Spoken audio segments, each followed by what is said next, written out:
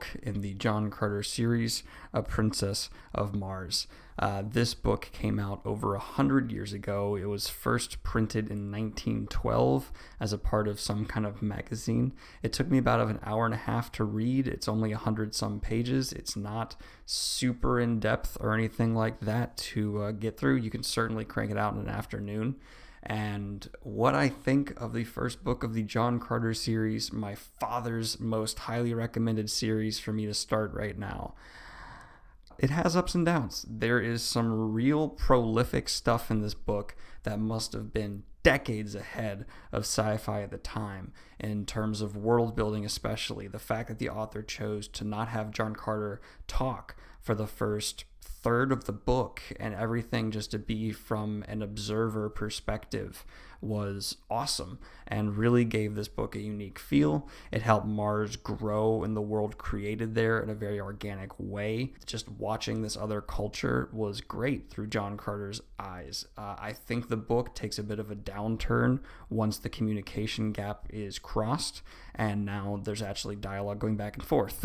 And that seems like a horrible insult, but I don't mean it gets bad. I just don't think it's as good because the aged part of this book certainly stand out more once you kind of get into the actual writing of dialogue and more in-depth characterization. For the first third of the book, John Carter has almost no personality, and he does not really get one much beyond just shallow white male protagonist all the way to the end. There is no prolific character development here. It's just a white dude being dropped into foreign culture and being the best at everything, which we've seen in Tarzan and a bunch of other kind of not so well representative materials, and John Carter is certainly guilty of this as well, but it's a product of the time, so he's got to look past it. I do love the world that's built here. It's incredible. The cultures that are made, the relationships, the history, it's great. That being said, of course, the female characters are not well portrayed. There are some uncomfortable moments for modern day readers who are woke. This is kind of a hodgepodge of opinion for me, because there are certain things that I just respect the author for being able to convey and do and have such a great opinion on and incredible way to just boldly go forward, especially learning that this is the author's first book, first thing he ever got published. This is an incredibly high bar to set for yourself. And from what I'm hearing, the series stays pretty much that good, at least for the first 3.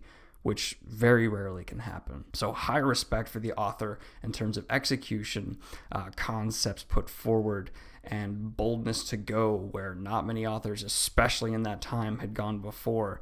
But a lot of things just kind of start cracking with age here. It's a beautiful artifact that has unfortunately rusted over quite a bit.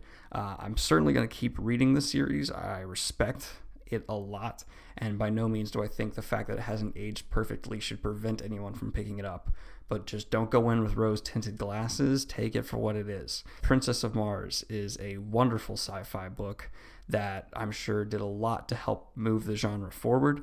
It is certainly pulp fiction, but it is very, very, very good pulp fiction. I'm going to give it a wonderfully not PC adventure out of 10.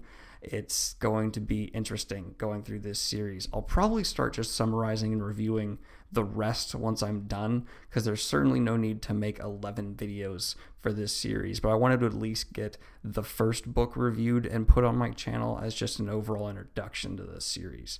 And I'm really pleasantly surprised. I went in thinking I'd have to kind of take some soft blows on this book here and get my opinion across without coming across too harsh, but in reality, I didn't have to do that, because while there are certainly problems with it, and my God, has it not aged perfectly, please represent women better than that, it is still very good on its own merits. If you want to pick up a classic that you're willing to kind of push through some cringe, go ahead and pick up A Princess of Mars, the first of the John Carter series.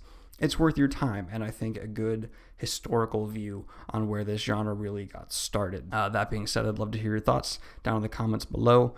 Let me know what you think. Like and subscribe. All of the YouTube insert crap that up-and-coming creators have to say. Have a good day. Peace.